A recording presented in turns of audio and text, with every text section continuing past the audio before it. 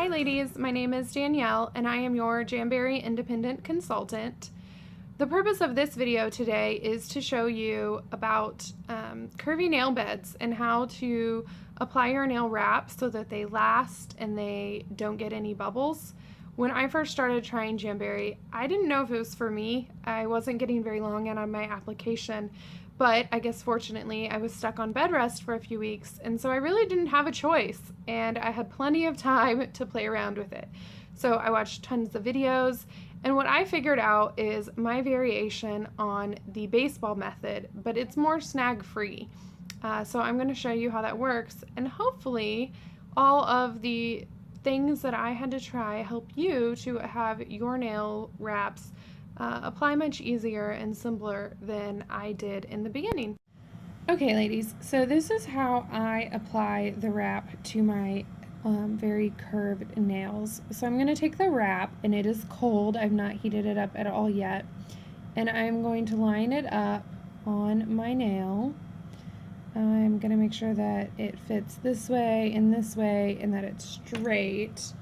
And I do prefer to do this with my tweezers a little bit more. I think it's just a little easier to get an accurate application.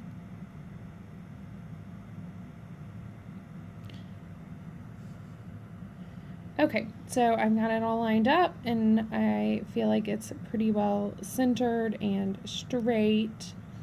This is why I like cold, because if you don't get it right the first time, especially with the wraps where they've got some very prominent vertical lines, you can still work on it. I am going to press down this middle. Use your finger, or you can use the cuticle pusher. And then I am going to take these handy dandy cuticle trimmers. I really prefer this brand of trimmer. I find that it works really well, that it cuts my wrap, and that this style just is the best. And I'm going to take it and I'm going to line it up just where the nail or the wrap starts to be straight. See if I can get it to focus on this a little better.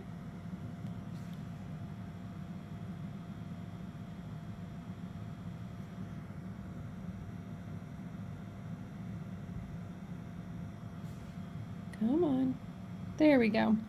Okay, so I am going to get it just where it start to goes straight, and I'm going to cut about halfway the length of this trimmer, and I'm going to do that on both sides. So I'm going to press it down, and then I'm going to heat up my wrap.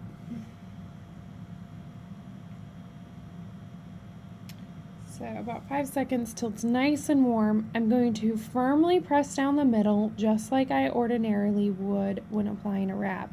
And then I'm going to go from the back just to where that cut line is. And I'm going to make sure that I lift this up and that I get pressed under that crease especially well, because you want these pieces of your wrap to be as flat as possible. If it takes you a couple of seconds to do this and you feel like your wrap has cooled down, don't hesitate to heat it back up and do this again.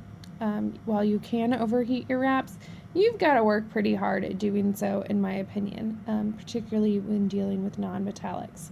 So I am going to heat this up again, and you can heat just one side or the other if you are working pretty slowly as you get used to this technique. And then I'm going to start from the front, and I'm going to push my way back and out. This makes sure that you don't have any bubbles and that this crease is as smooth as possible. So from the tip out into the back.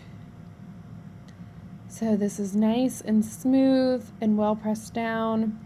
You can really see on my thumb here, because it's a different colored wrap, where that overlap is. I haven't trimmed it yet.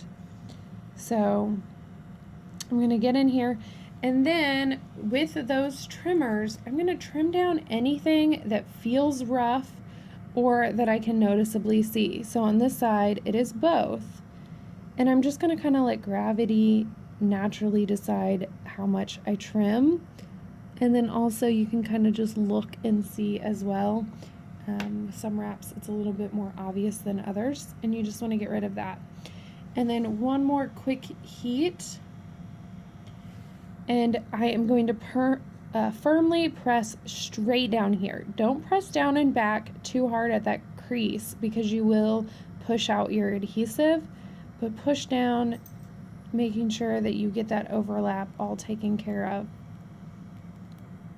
And then what you should have is a perfectly smooth nail, one where you don't see that cut as much as you would with the baseball method, and also one that feels really good. So it's a snag-free approach. You're gonna catch this on your hair or your clothes.